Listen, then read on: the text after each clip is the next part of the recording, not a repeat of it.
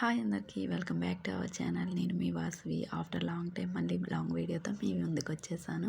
ఈరోజు అయితే fried rice చేస్తున్నాను అండి. నేను ఎన్ని వంటలు చేసినా నేను చేసే వాటిలో అందరూ కొంచెం ఎక్కువగా నచ్చేది అంటే ఫ్రైడ్ రైస్ అనమాట. ఎందుకంటే ఏమో మరి నాకు కూడా తెలియదు, ఫ్రైడ్ రైస్ చేస్తే నచ్చుతారు. సో అందుకనే మా చెల్లి ఎప్పుడు వచ్చినా కూడా ఫ్రైడ్ రైస్ చేయమని అడుగుతూ ఉంటుంది. సో నేను చేసే నా స్టైల్లో ఫ్రైడ్ రైస్ని మీరు కూడా చూసేస్తారనేసి ఈ వీడియో. అయితే రైస్ని బాస్మతి ఏం తీసుకోలేదు, నార్మల్గా రెగ్యులర్గా మేము ఇంట్లో వాడే రైస్తోనే చేస్తున్నాను. రైస్ని కొంచెం ఉడికించుకోవాలి. ఉడికించుకున్నాం అంటే 70-80% ఉడికించుకుంటే సరిపోతుంది. అందులోనే కొంచెం ఆయిల్ అండ్ సాల్ట్ కూడా యాడ్ చేసి ఉడికించుకొని పక్కన పెట్టుకున్న. అయితే ఫ్రైడ్ రైస్ కోసం తాలింపు అనమాట. చిన్నగా చాప్ చేసిన వెల్లుల్లి, పచ్చిమిర్చి అలాగే ఆనియన్స్ కూడా వేసి బాగా ఫ్రై చేసుకోవాలి. బాగా ఫ్రై అంటే ఎక్కువగా అయిపోక్కర్లేదండి. ఇది కూడా ఒక 70-80% అయితే సరిపోతుంది. అందులోనే అల్లం వెల్లుల్లి పేస్ట్ కూడా యాడ్ చేసుకున్నాను. కొంచెం కరివేపాకు యాడ్ చేసుకొని అన్నీ హై ఫ్లేమ్లోనే ఫ్రై చేస్తూ ఉండాలండి. ఎప్పుడు కూడా ఫ్రైడ్ రైస్కి లో ఫ్లేమ్లో పెడితే పనికిరాదు. అలాగే మన దగ్గర ఉన్న ఏవైనా వెజిటేబుల్స్ కూడా యాడ్ చేసుకోవచ్చు. నేనైతే capsicum, sweet corn, carrot and అలాగే క్యాబేజీ కూడా కొంచెం యాడ్ చేసుకున్నాను. ఇందులో మెయిన్ ఇంగ్రీడియంట్స్ మరి మీకు తెలిసిందే కదా, సోయా సాస్, వెనిగర్ అండ్ అలాగే టమాటా సాస్ని కూడా యాడ్ చేసుకున్నాను. సోయా సాస్ అనేది కొంచెం తక్కువగానే వేసుకోండి, ఎందుకంటే ఆ ఫ్లేవర్ కొంచెం డిఫరెంట్గా ఉంటుంది. సో మేమైతే మా ఇంట్లో కొంచెం తక్కువగానే వాడతాం.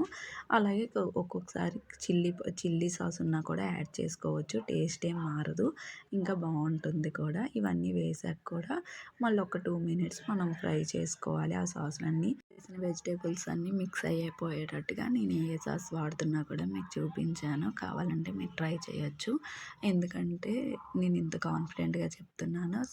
ఫ్రైడ్ రైస్ అనేది ఎప్పుడు కూడా ఇంకేముండదండి, మనం వాడే సాస్ అండ్ రైస్ బట్టే మన టేస్ట్ అనేది డిపెండ్ అయి ఉంటుంది. సో అందుకనే చెప్తున్నాను.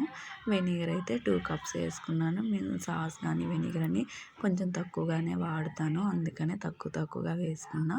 మీరు కావాలంటే ఒక 3-4 వరకు వేసుకోవచ్చు. ఈవెన్ వెనిగర్కి బదులు నిమ్మరసాన్ని కూడా యూస్ చేస్తే ఇంకా బెటర్. చూస్తున్నారు కదా, చూస్తుంటేనే నోరు ఊరిపోతుంది కదా. కంపల్సరీగా ట్రై చేయండి, మీకు కూడా బాగా వస్తుంది. అండ్ బయట కొనుక్కొని తినే కన్నా మనం ఇంట్లో ఇలా ప్రిపేర్ చేసుకుంటే ఆ సాటిస్ఫాక్షన్ కానీ ఆ హెల్త్కి కూడా చాలా మంచిది. అండ్ మిరియాల పౌడర్ కూడా యాడ్ చేసుకున్నా, ఈవెన్ నా దగ్గర లేదు, అందుకని అప్పటికప్పుడు మిరియాలు దంచుకొని వేసాను. పౌడర్ అయితే ఇంకా బాగా మిక్స్ అయిపోతుంది కాబట్టి బాగుంటుంది. ఇంకా వెజ్జెస్ అన్నీ ఫ్రై అయ్యాక మనం ముందుగా చేసి పెట్టుకున్న రైస్ని కూడా యాడ్ చేసుకుని, అందులోనే కొంచెం ముందు ఆల్రెడీ సాల్ట్ వేసాం కాబట్టి మీరు టేస్ట్కి తగ్గట్టుగా చూసుకొని సాల్ట్, కారం అలాగే గరం మసాలా కూడా యాడ్ చేసుకుని బాగా మిక్స్ చేసుకోవాలి. రైస్ అనేది చాలా బాగా చల్లారిపోవాలండి. కొంచెం వేడిగా ఉన్నా కూడా ముద్దయిపోతుంది. అప్పుడు టేస్ట్ అనేది అసలు తెలీదు అండ్ టేస్ట్గా ఉండదు కూడా. సో రైస్ అనేది పూర్తిగా చల్లారినాకే మనం ఇలా ప్రిపేర్ చేసుకుంటే బెటర్. అండ్ కొంచెం కూడా వేడి ఉండకూడదు. అండ్ కలుపుకునేటప్పుడు కూడా స్లోగా సైడ్ నుండి కలుపుకుంటే బాగుంటుంది.